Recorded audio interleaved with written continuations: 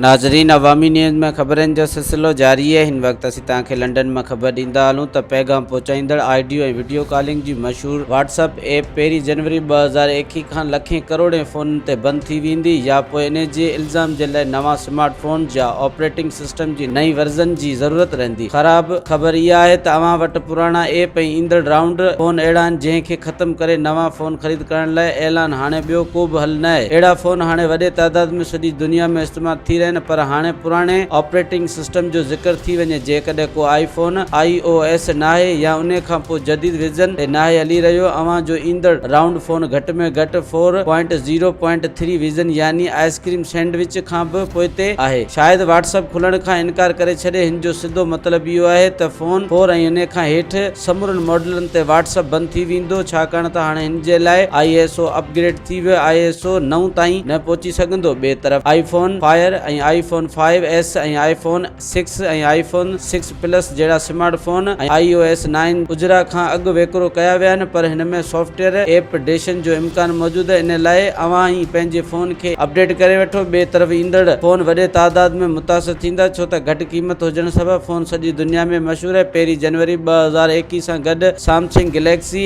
X2 HTC devices ऐं LG ऑप्टिशन black WhatsApp हलाइण खां लाचार रहंदा। सॼी दुनिया में व्हाट्सएप सार्फिन जो 2 अरब खां बि वधीक इन जी अक्सरियत हिन सहूलियत खां महरूम न रहंदी, पर हिननि फ़ोननि ते व्हाट्सएप बंदि थी सघे थो। मज़ीद खबरों और तफसीलात के लिए विजिट करें हमारी वेबसाइट www.awamiNewsHD.com।